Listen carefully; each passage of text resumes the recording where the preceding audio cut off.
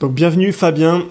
Donc comme je te disais, le but de cet entretien, c'est de poser à plat ta problématique professionnelle, la décortiquer ensemble, et ensuite peut-être de définir une direction à prendre pour se rapprocher de ta vie idéale, c'est-à-dire la liberté financière, en sachant que tu as déjà une chaîne YouTube dans laquelle tu parles du sujet. Donc à voir si tu as besoin de conseils ou pas.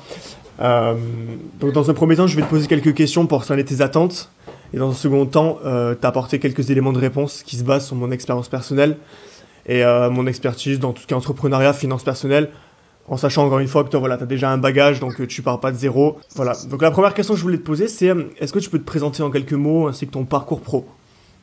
Bah moi, je m'appelle Fabien comme tu l'as dit. Ouais. Et puis on va dire que j'essaye d'apporter ma vision sur les choses et puis d'aider aussi un maximum les personnes de vivre de leur passion et tout ça, parce que de plus en plus on voit se démocratiser tout ce qui est personne indépendante qui vit un peu géographiquement parlant un peu de partout, qui peut travailler n'importe où, et puis ça se démocratise de plus en plus, et puis on va dire c'est ce qui m'a aussi permis de développer ce que je suis en train de développer. Ok, et du coup, t'étais quoi? T'étais en CDI? T'étais en contrat? Et du coup, si tu veux, moi, j'ai fait un BTS en mécanique auto. Ok. Donc, j'ai pas passé le BTS parce que ça m'intéressait pas. Après, j'ai trouvé un poste de CDI à la frontière suisse, comme je te disais au départ. Et donc, j'ai pas duré longtemps parce que, il y a des raisons qui ont fait que j'ai pas duré longtemps. C'était surtout, en fait, le truc de faire, je me levais par exemple, je partais de chez moi à 7h le matin, et je revenais le soir, c'était 8h. Ah ouais, d'accord. Et puis ça, pendant longtemps, c'est pas possible. Et donc, du coup, j'ai complètement arrêté, tu sais, vu que j'étais en période d'essai, je me suis dit, je vais me mettre au chômage, et je vais en profiter pour développer une entreprise. Sauf que le problème, c'est qu'au départ, j'étais beaucoup basé sur l'argent, et je voulais gagner un maximum d'argent, tu vois, en peu de temps, comme beaucoup de personnes font. Sauf que c'est l'une des plus grosses erreurs que j'ai pu faire, parce que j'ai fait du dropshipping, j'ai gagné un peu, tu vois, mais sauf que cette impatience de vouloir gagner beaucoup d'argent, ça fait que en fait tu te retrouves dans des situations qui sont compliquées par la suite, tu vois. Et donc après c'était pas vraiment ce qui me faisait le plus envie, tu vois, je le faisais plus pour l'argent.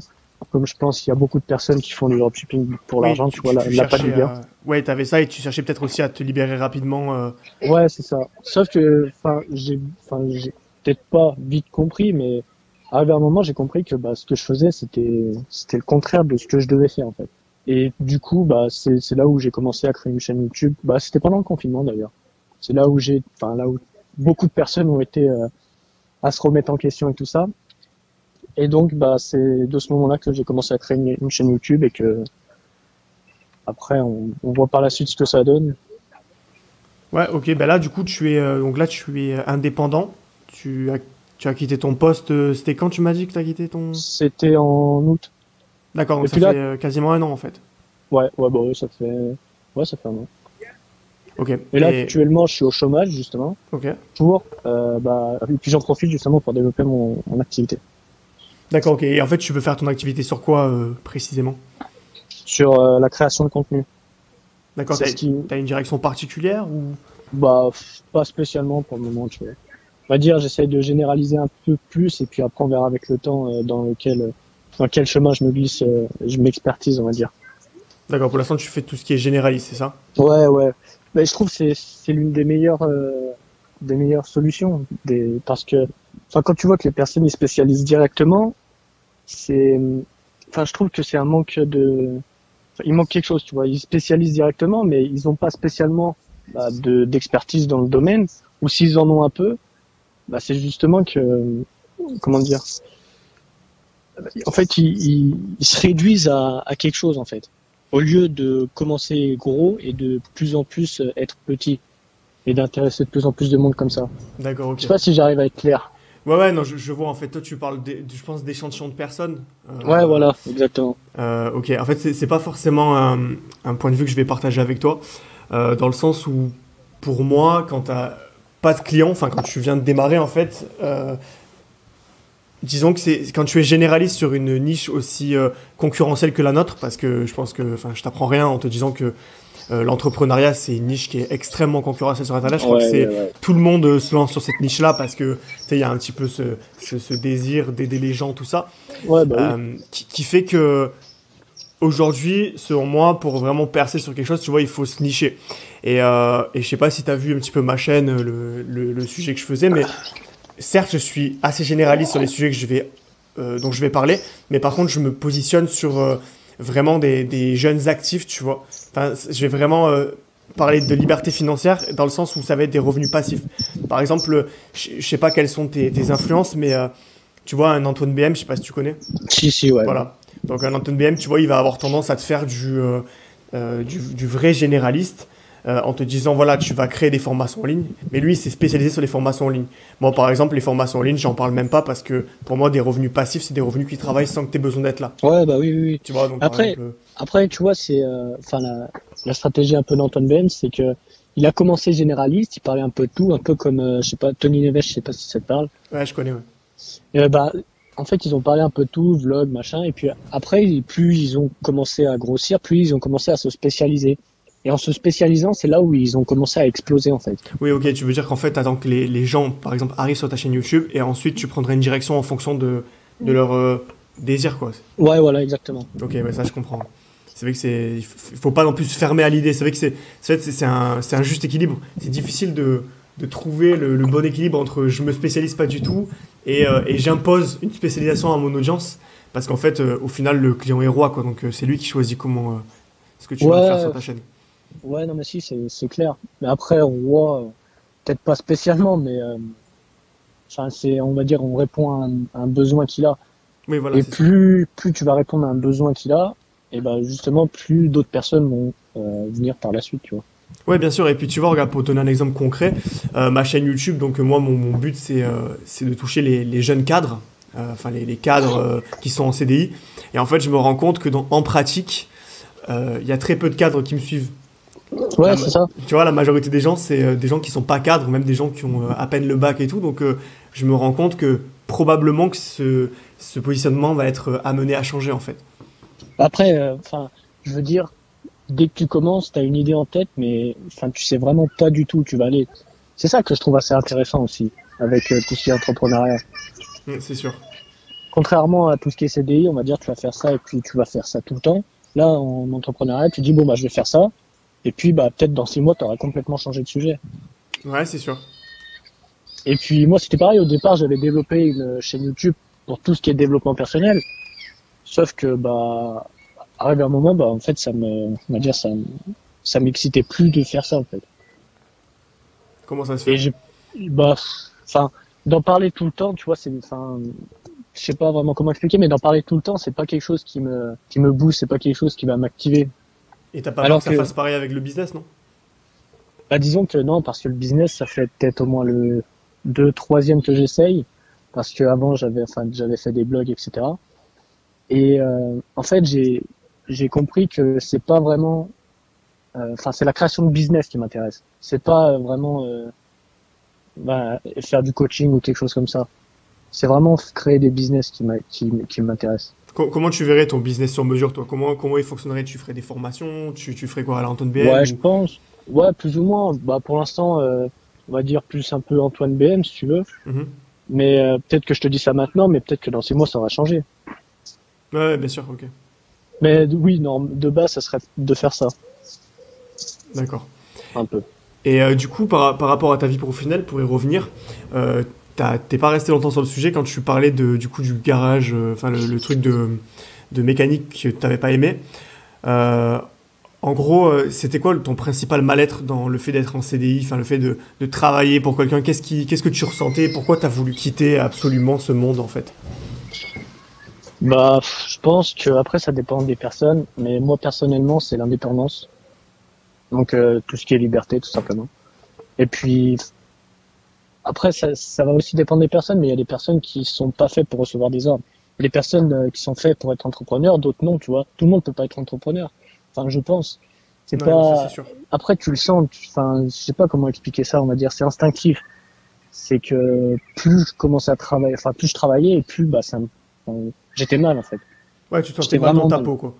Ouais, complètement. Ok. jusqu'à un jour où bah j'ai eu on va dire une paralysie mentale, donc absolument rien de physique, tu vois, mais c'est que dans ma tête, en fait, je pouvais plus me lever, je pouvais plus à ce travail, je pouvais plus rien faire. Et puis de ce jour-là, bah j'ai appelé et j'ai dit bah je démissionne, j'arrête.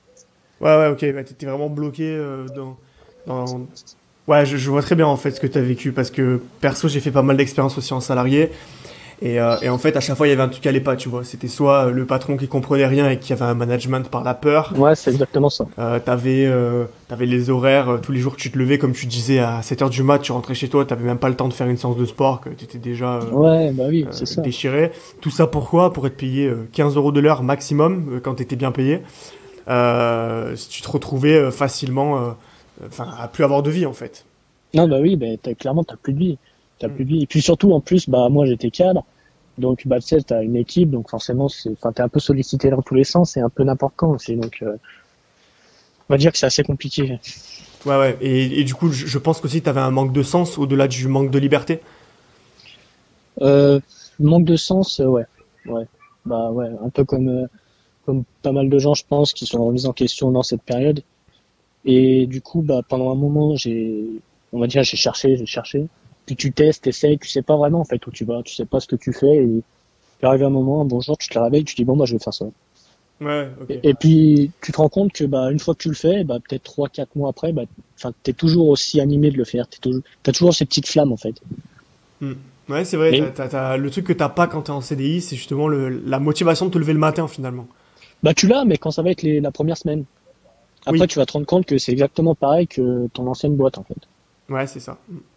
Parce que pendant mon BTS, j'ai changé d'entreprise et la première semaine, je fais ah c'est cool machin, je vais avoir un nouveau truc et puis en fait je me suis vite rendu compte que c'était l'un des plus gros mythos Ouais, que tu pouvais te dire en fait. c'est vrai, ouais, au début t'as la nouveauté qui te booste et puis au Ouais, final, c'est ça. ouais. Et là, t'as la motivation dans ton business indépendant tous les jours justement de travailler, d'être persévérant. Ouais. Bah je me dis que en fait c'est pour moi. Et si bah je le fais pas, personne ne le fera à ma place. Ouais, c'est vrai. Du, du coup bah en fait ça te motive plus. En fait ce qui me motive c'est on va dire réaliser mes rêves. Tu vois, au lieu de te lever le matin réaliser les rêves d'une autre personne, tu te lèves le matin, tu réalises tes propres rêves. Et du coup, parce que, alors souvent, tu me parlais de motivation tout à l'heure, mais la plupart des gens qui ne réussissent pas, si tu veux, à rester motivés sur le long terme, c'est des gens qui justement sont trop orientés sur le résultat. Toi, tu m'as dit que c'était Exactement. pas ton cas. C'est quoi en fait qui te motive vraiment au fond dans ton business?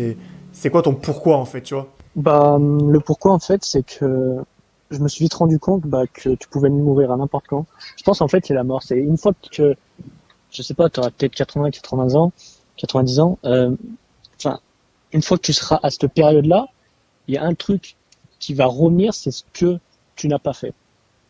Ouais, tes Et regrets quoi.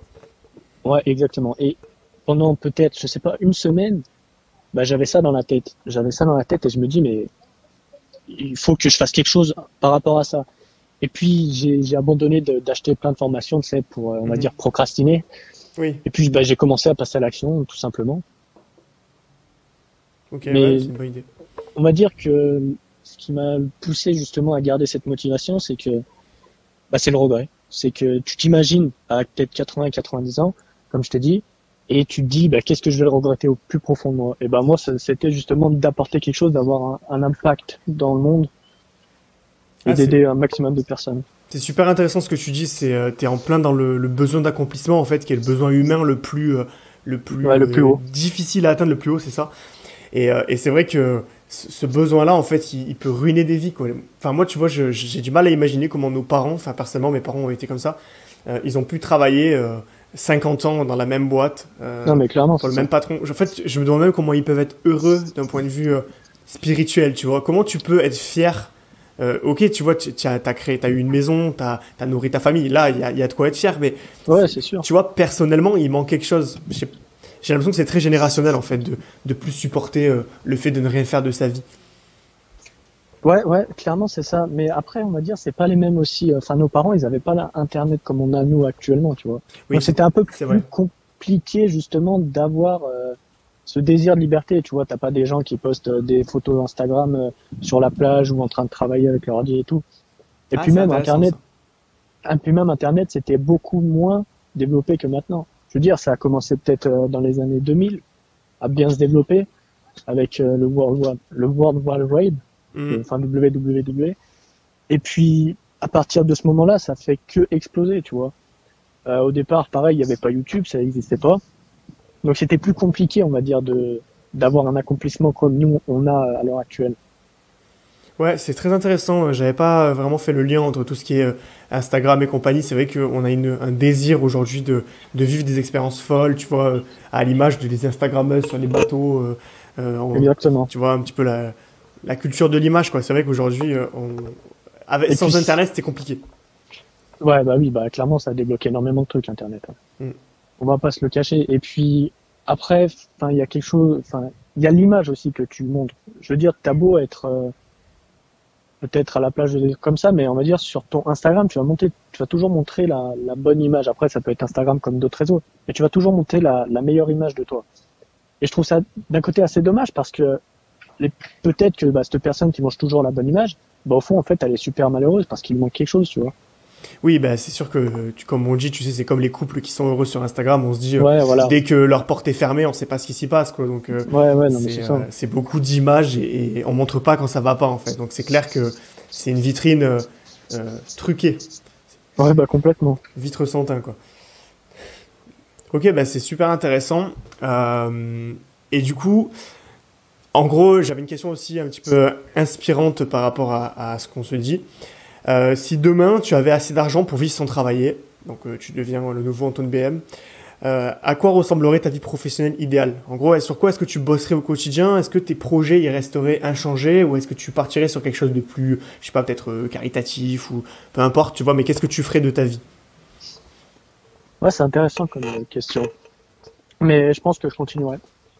Certes, j'investirai à droite à gauche, mais je continuerai à développer au maximum mon audience parce que pour créer cet impact justement, et puis les aider au maximum dans leur vie.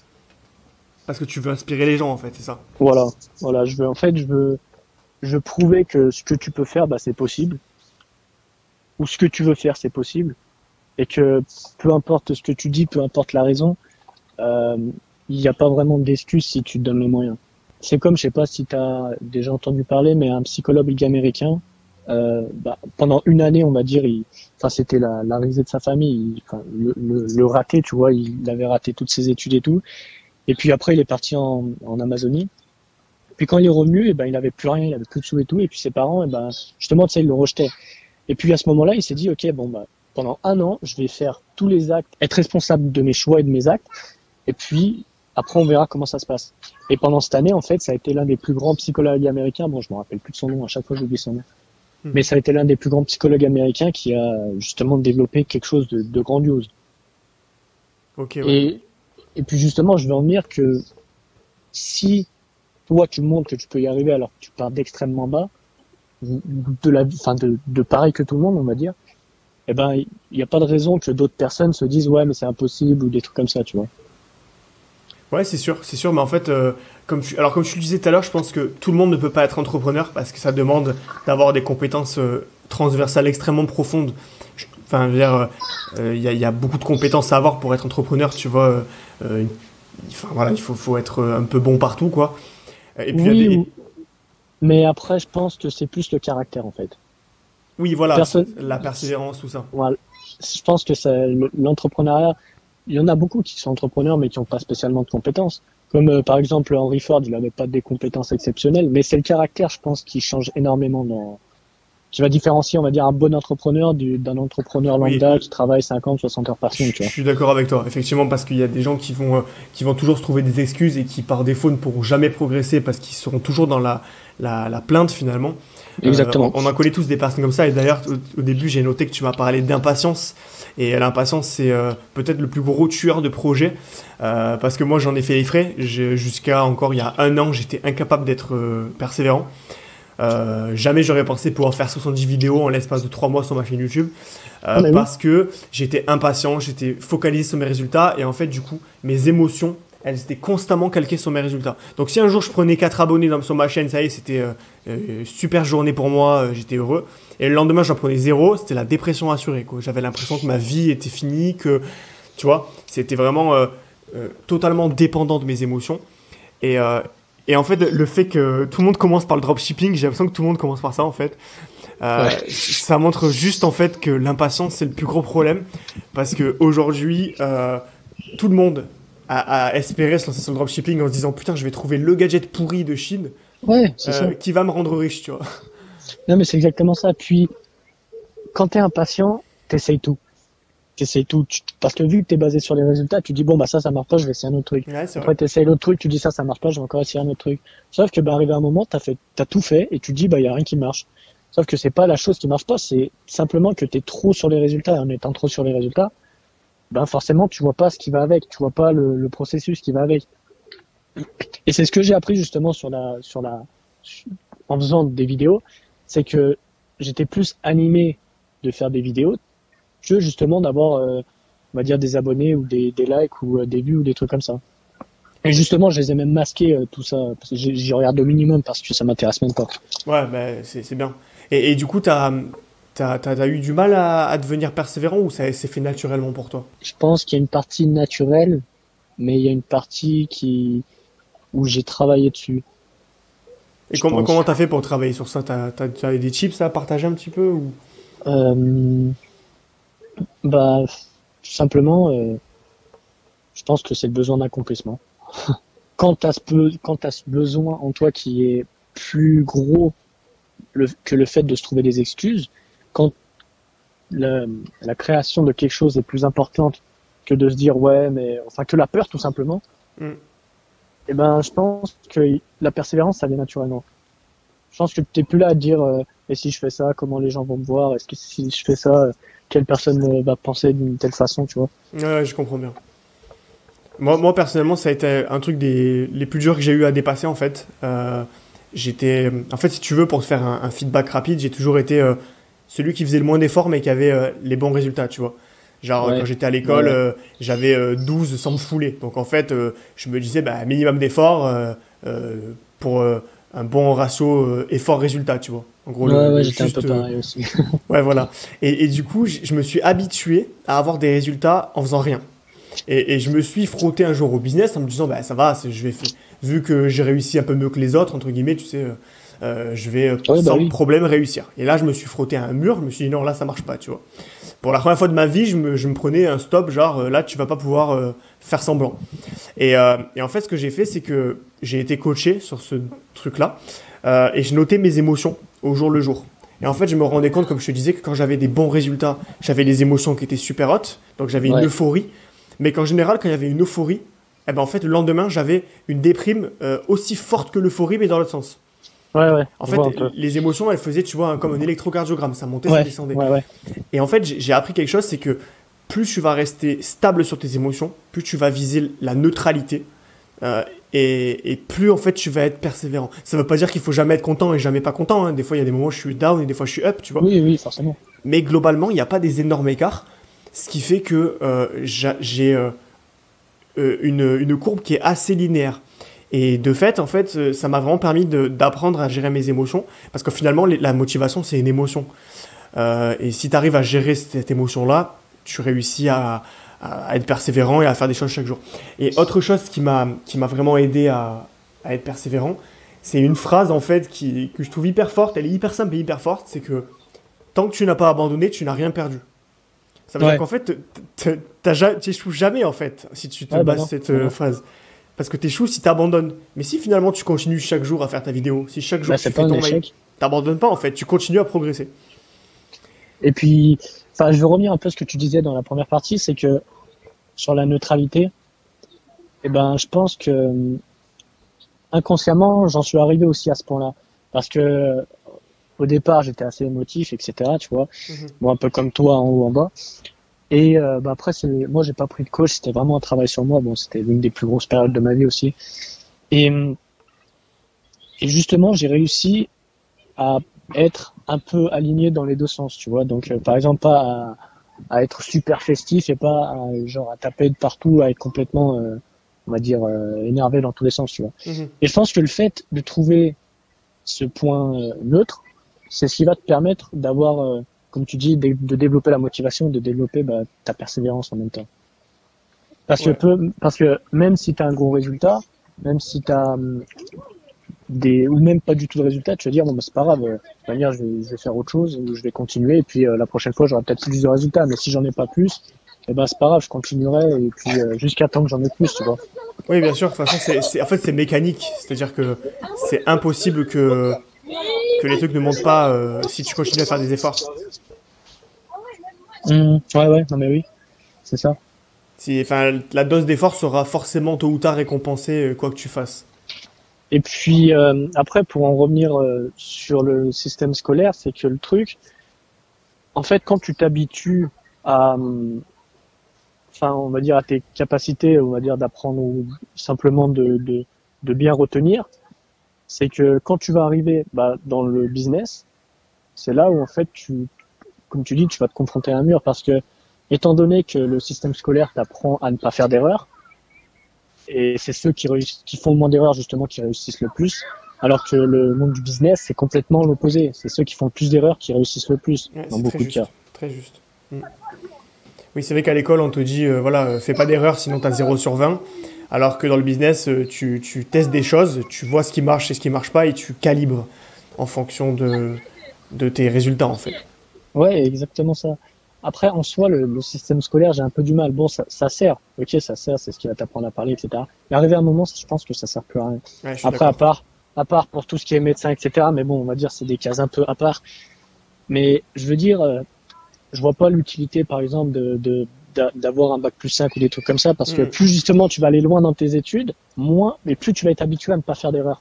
Oui, Et quand tu vas arriver dans la vraie vie, bah, c'est là en fait où tu vas te dire, mais c'est de la merde ce qu'ils m'ont appris jusqu'à présent. c'est ça. Et puis moi qui ai fait une école justement de marketing, pour te faire un feedback, en fait, ce qui se passe, c'est qu'on t'apprend pas à être un bon marketeur, on t'apprend à être un bon chef de produit chez L'Oréal. Et en fait, c'est-à-dire qu'on va t'apprendre à lancer un produit dans une société qui marche déjà, qui a déjà des moyens. Ouais, Souvent, on va te dire, bah, faire du marketing, c'est simple, mets des budgets sur Facebook. Mais vraiment, ouais. c'est ça, hein, j'exagère même pas en disant ça. C'est que c'est ce Ah qu'ils ouais, t'apprennent dans les écoles de market. C'est fait un business plan qui va te prendre 80 pages à 4, où tu vas refaire le monde, tu vas imaginer tes résultats, tu vas imaginer ton salaire, machin. Mais tu vois, c'est avant de parler du salaire que tu vas te verser, essaie déjà de voir comment tu vas trouver ton premier client, tu vois. C'est, en fait, ils d'accord. sont à l'ouest Ah bah complètement. oui, oui, oui. C'est, Mais de toute manière, quand tu vois déjà le système, en fait, c'est fait pour être employé, c'est fait pour être, déjà, quand tu es en classe, tu es obligé, par exemple, de lever la main pour parler. Donc, en fait, c'est même pas ta propre liberté, c'est pareil, en fait, si tu veux, en entreprise, tu es obligé, on va dire, de plus ou moins te soumettre à une autorité supérieure. Et c'est ce que j'ai eu du mal. Bon, c'est pour ça que, bah, déjà, j'ai arrêté mes études, j'ai arrêté, enfin, j'ai tout quitté, tu vois.